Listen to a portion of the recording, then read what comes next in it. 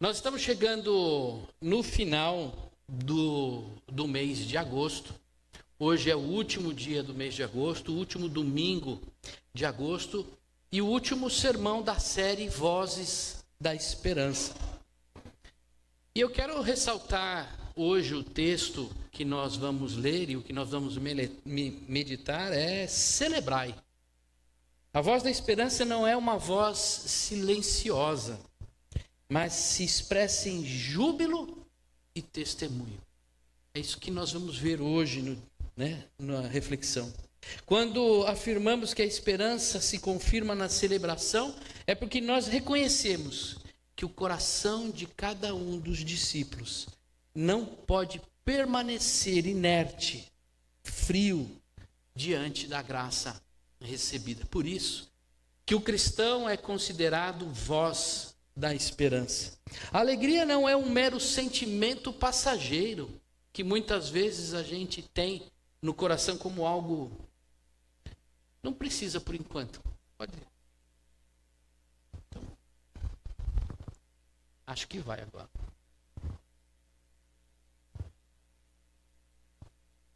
Não foi, mas tudo bem. A alegria não é algo passageiro, efêmero, algo de um sentimento que muitas vezes a gente tem no coração.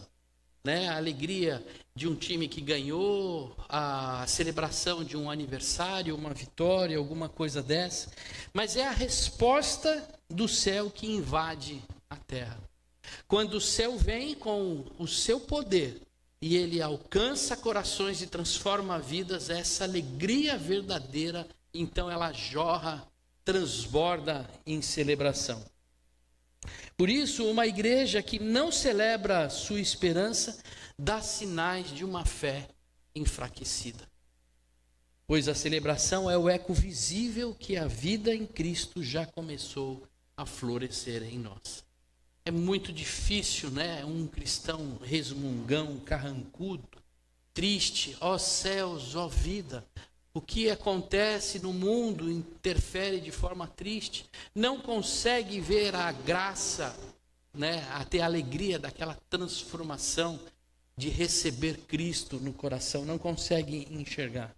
Essa verdade fica ainda mais clara no texto que nós vamos ler, de Lucas 15, de 8 a 10. Quando Jesus mostra que até os céus se alegram diante do arrependimento de um único pecador. Que alegria a gente poder celebrar a Deus e celebrar a graça sobre as nossas vidas. Então eu convido a igreja a abrir em Lucas 15, Lucas capítulo 15, versos 8 a 10. É bem curtinho, mas é muito importante.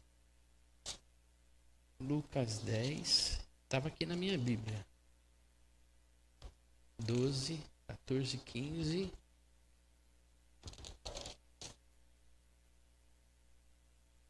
A parábola da dracma perdida. Todos já acharam? Então vamos ler. O Senhor Jesus vinha contando parábola, Só para vocês entenderem a continuação. Ele falou da parábola da ovelha perdida. E então ele continua e ele traz uma nova parábola. Ouça qual é a mulher, Jesus diz, qual é a mulher que tendo 10 dracmas, se perder uma delas, não acende a lamparina, varre a casa e a procura com muito empenho até encontrá-la?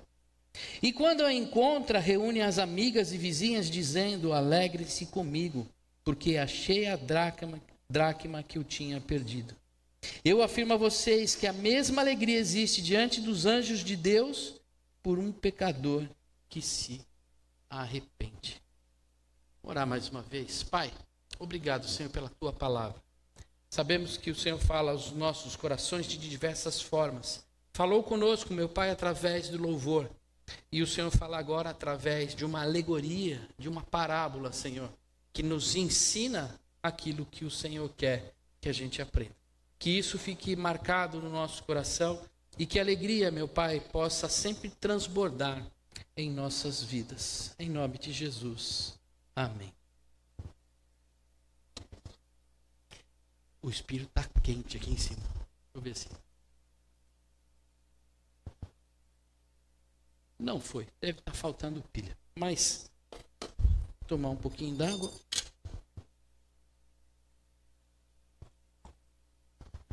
Obrigado, Tatá.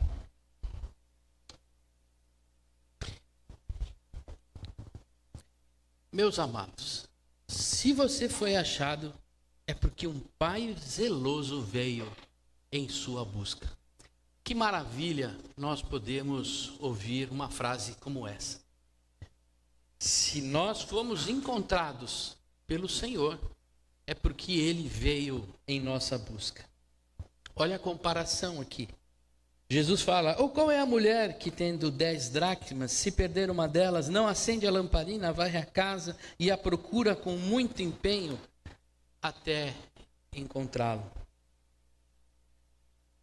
A parábola começa com uma questão de valor. Esse é um primeiro ponto que a gente precisa entender. Não foi à toa que nós falamos na escola dominical, já há 2 semanas, a respeito de Mateus, de um texto de Mateus 13, sobre a pérola e o tesouro escondido.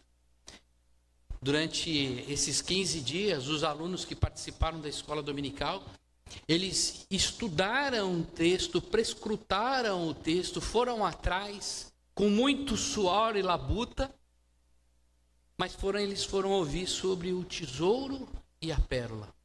E o que a gente viu é que aquele que encontra o reino de Deus encontra um tesouro valioso. Esse mesmo tesouro valioso que é contado na parábola no livro de Mateus é também expressado por Jesus na parábola escrita em em Lucas. Aqui o contexto é outro.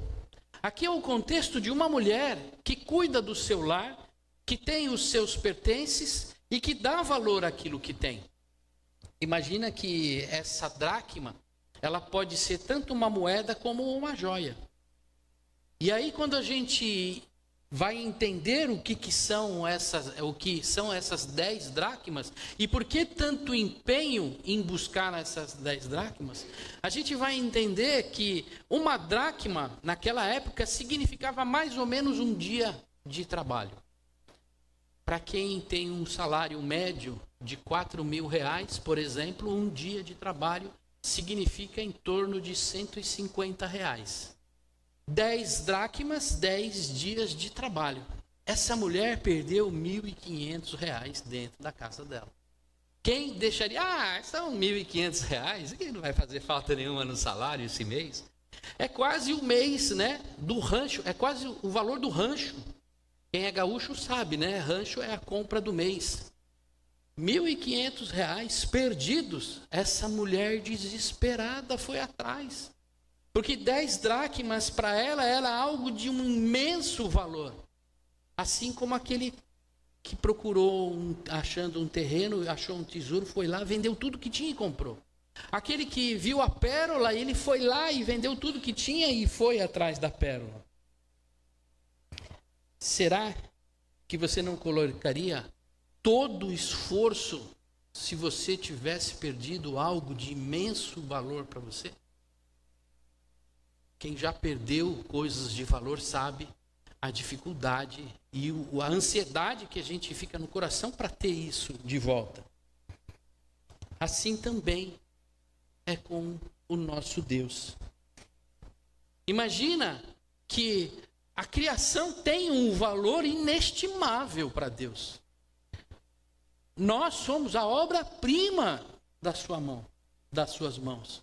Ele criou toda a humanidade, criou toda a criação, a terra, os céus, os entes celestiais, tudo aquilo que existiam, as estrelas, o sol, os animais. E no final de tudo isso, ele falou, vamos fazer o homem igual à nossa imagem e semelhança? E Deus fez tudo isso. Será que tudo isso não tem valor para Deus? Essa comparação de Jesus mostra que toda essa criação valia muito mais do que 10 dracmas para Deus. Porque no momento da história, essas 10 dracmas, a criação, a humanidade foi perdida. Muitos continuam perdidos ainda. Por quê? Porque Adão e Eva decidiram descumprir uma ordem de Deus. Falar, eu levo a minha vida do jeito que eu quero e não me importo com aquilo que o Senhor pensa ou com aquilo que o Senhor determinou para mim. Eu vou viver a minha vida e ninguém tem nada a ver com isso. E por isso, perdeu a presença de Deus a humanidade. E nós vivemos todos os conflitos, dilemas, problemas, consequências de estar perdido. Quando a gente fala que aquela pessoa está perdida, são essas 10 dracmas que estão perdidas e que precisam ser achadas. Mas Deus teve um amor muito maior do que essa mulher. Porque Ele só não varreu, acendeu a luz. Ele deu o seu próprio filho para que nós pudéssemos ser achados. Você já imaginou o tamanho do amor desse Deus que veio até nós, que veio até mim, veio até você, e que está aqui buscando aqueles que ainda estão perdidos.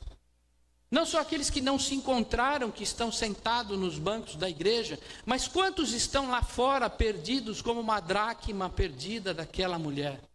E Deus está vindo e está trabalhando e está fazendo todo o esforço, não desistiu de cada um de nós, mas Ele vem e vem, toma a iniciativa, persevera para tirar cada um de nós do lugar perdido, para nos reencontrar, para trazer de volta aquela alegria de estar junto. A mulher da parábola acende a lâmpada, vai à casa, se empenha. Do mesmo modo, o pastor na parábola anterior faz o mesmo com a ovelha. Se a gente voltar aqui, parábola da ovelha perdida, Jesus diz, olha, o bom pastor é aquele que larga as 99 e vai e busca aquela perdida. E mais para frente, no seguinte, na parábola seguinte, o próprio Senhor Jesus continua dizendo, o pai que ama o filho que está perdido. E quando o filho retorna, depois de estar perdido, que ele foi achado, então ele devolve o anel, veste o filho e fala, faça uma festa. Porque aquele que estava morto reviveu, aquele que estava perdido foi achado. Esse Deus é o Senhor, o nosso Senhor. Ele amou o mundo de tal maneira que deu o seu Filho unigênito para que todo que nele crê não pereça, mas tenha a vida eterna. Essa é a mensagem do Senhor. Você não está perdido, basta você crer no Senhor Jesus como seu Senhor e como seu Salvador. Então, aquele que estava perdido nas trevas, ele é achado. Celebremos, porque fomos achados. Às vezes a gente não celebra essa alegria de ter sido achado. Nós estávamos perdidos um dia. Um dia nós estávamos lá, cansados, angustiados, sofrendo, e o Senhor veio até nós e nos achou. Essa alegria tem que transbordar no nosso coração, porque é a coisa mais preciosa que a gente pode receber na vida. É o perdão e a misericórdia de Deus, através da sua graça. Meus amados, nós somos chamados a viver uma vida de testemunho e de celebração. Olha o verso 9, o que o Senhor Jesus fala. E quando a mulher a encontra, reúne as amigas e vizinhas dizendo, alegrem-se comigo, porque achei a dracma que eu tinha perdido. Eu peço agora, faça uma comparação da sua vida hoje, da sua vida no passado. Eu faço essa comparação constantemente na minha vida, para que eu esteja sempre me alegrando, apesar das dificuldades, apesar dos contrapontos, apesar de tudo. Quando eu olho para a vida que eu tinha e eu olho para a vida que eu tenho hoje, não basta outra coisa senão me alegrar no Senhor. Porque Ele transformou a minha tristeza em alegria. Ele transforma a dor do abandono no acolhimento. O vazio existencial na identidade de filho de Deus. Muitos ainda vivem esperando ser achados. Eles estão abandonados, perdidos. E eles estão querendo ser encontrados por Deus. O Senhor está à procura dessas pessoas. E cada um de nós tem sido um instrumento para que essas pessoas sejam alcançadas. Agora é importante a gente lembrar que nós não recebemos uma graça barata. Como na casa da dona Laura, que a gente levou uma devocional, a gente não recebeu o ouro dos tolos. Para quem lembra disso, no deserto, nos filmes de faroeste, tinha muito disso, né? A pessoa achou o ouro, mas era o ouro dos tolos. Aqui no Brasil, esse metal chama pirita. Ele é igualzinho ao ouro, igual ao ouro. Se eu olhar, é ouro, só que não é ouro. Não tem o mesmo valor de ouro. É uma graça barata. A graça de Jesus Cristo teve o sacrifício do Senhor Jesus Cristo. E ela é preciosa. Foi preciosa para Deus. E quando nós recebemos essa graça pelo sangue de Jesus, não pode passar despercebido na nossa vida. É o próprio Deus que deu o seu Filho em favor de nós. Precisamos celebrar. Mas não só a celebração íntima, interna, aquela alegria que me deixa contente, mas a alegria que transborda para o exterior.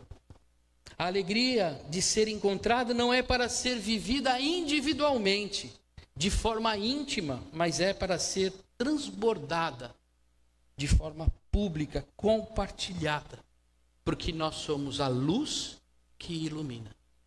O que ilumina não é a nossa vida de quem nós somos. O que ilumina é a alegria da salvação que está dentro de nós, que irradia para aquele que está triste na escuridão. Como pode um cristão todo triste sair na rua e comentar e cumprimentar e fazer amizade? As pessoas vão dizer, jamais vou querer estar com ele. Ele vive reclamando da vida. Mas ele fala no coração, eu creio em Deus, mas cadê essa alegria da salvação? Cadê essa explosão, esse transbordar dentro de nós por essa alegria? Nós não podemos deixar essa alegria esfriar com o tempo. Eu sei que muitos vêm caminhando há muitos anos de convertido, mas eu sinto isso na minha vida. Eu tenho 56 anos, 35 anos, quase 37 anos de convertido. Quantas vezes eu passei na minha vida por aquele momento em que aquela alegria que me mostrava que, maravilha, Deus te salvou. Aquilo vai se esfriando. A gente vai se acomodando com a religiosidade, vai deixando isso nos tomar. Tem momento que a gente precisa parar, olhar para trás, ver aonde a gente perdeu essa luz, essa alegria, esse calor e falar, não, Senhor, essa alegria é reflexo da minha fé, do meu amor. E resgatar esse amor e voltar a viver a alegria de ser salvo. Deus não nos chamou para nos empenharmos na proclamação da alegria àqueles que ainda não conhecem. Você é feliz, bem-aventurado, não para si, mas para ser testemunho do Senhor lá fora. Não o testemunho daquele que viu alguma coisa acontecer, mas o testemunho daquele que é. Não dá para ser um cristão fantasma, onde no trabalho, na escola, na família, ninguém sabe nem que você é cristão. Eles têm que olhar para a nossa vida e falar, eu quero esse Deus que está na vida dele. Essa alegria dele é tão grande. Eu preciso conhecer esse Deus. Por isso, Eu convido você a celebrar a alegria da salvação todos os dias da vida, na sua casa, no seu trabalho, em todos os lugares. É dessa forma que Deus um dia veio até você. Um dia alguém cheio de entusiasmo, cheio de alegria, chegou para você e falou: Jesus Cristo é um Deus maravilhoso. Ele transforma a sua vida. E naquele dia você veio na igreja, ou num pequeno grupo, ou num acampamento também, né? No acampamento, e aí você viu aquela alegria toda. Mas alguém alegre, feliz, entusiasmado, falou de Deus para você. E isso que Deus nos chama como missão. Seja alegria e luz na vida daqueles que estão sofrendo. É dessa forma que Deus agiu com você. É dessa forma que Ele comissiona você a seguir adiante. Mas é importante lembrar, uma igreja missional é fonte de alegria para os céus.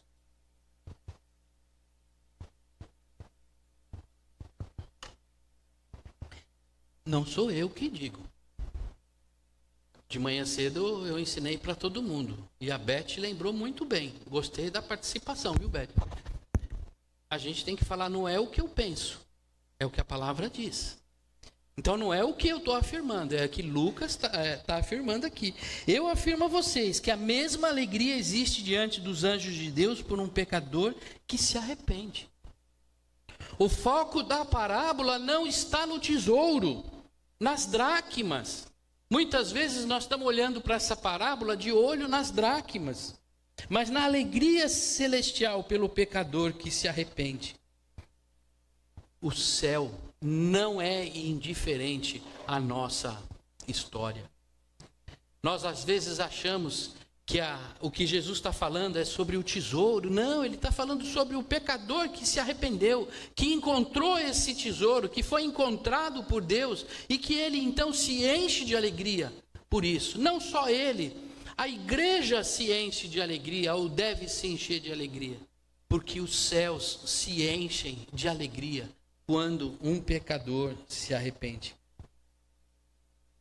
Talvez a nossa religiosidade deve às vezes apontar para que Deus se alegra quando a gente faz o culto no domingo. Ah, tem culto todo domingo, Deus está feliz, os céus estão alegres. Seguimos liturgias tradicionais da nossa igreja. Ah, o céu está feliz porque está tudo correndo segundo a tradição da igreja. Ou então os céus se alegram quando a gente mantém a nossa tradição religiosa. Se eu andar certinho dentro das normas, então Deus se alegra. É isso que o Senhor Jesus está falando aqui? Será que temos vivido ou sido fontes de alegria no céu? Olha para a nossa vida, não só para a igreja, por os outros, mas olha para nós mesmos, olhar introspectivo. Quantas pessoas se arrependem e se converteram a Jesus por meio da nossa vida e por meio da vida da nossa comunidade? Não vale pensar nos últimos 50 anos. Eu digo, ultimamente, quantas pessoas têm se achegado ao nosso meio por conta do arrependimento? Disse, eu me arrependo, eu creio em Deus. E aquela que estava perdida, ela foi achada. A alegria, a verdadeira alegria do céu está em vidas transformadas, no arrependimento genuíno e na conversão a Cristo. Uma igreja que não gera filhos, não traz alegria para os céus. Ai, pastor, que heresia. Verdade. Porque se o céu se alegra pela conversão de um arrependimento de um perdido, se há arrependidos, a pessoa se arrependendo, se convertendo no nosso meio, os céus está se alegrando. Se não há, não tem havido motivo no nosso meio para alegrar a Deus. A mulher da parábola não guardou a alegria para si, mas convocou as amigas e vizinhas para celebrar, não para contar fofoca, viu? Para celebrar a salvação. Nossa, desculpa, eu fui muito machista, né? Da mesma forma, a igreja é chamada para ser voz de esperança no mundo. Ela é convidada a viver em celebração, adoração e glorificação, para que todos percebam a graça de Deus no meio da igreja. Indo para a conclusão do sermão, assim como Deus é representado nesta parábola como uma mulher que é zelosa e que procura a dracma perdida, também vemos a igreja como uma marca de que ela deve buscar aqueles que estão perdidos. Agora em setembro, nós vamos começar uma nova série de sermões. Mais um, Todos em Missão, com o objetivo de despertar a nossa comunidade para a vida missional e evangelística. Lembrando que esse é o comissionamento dado pelo Senhor Jesus a todos os cristãos.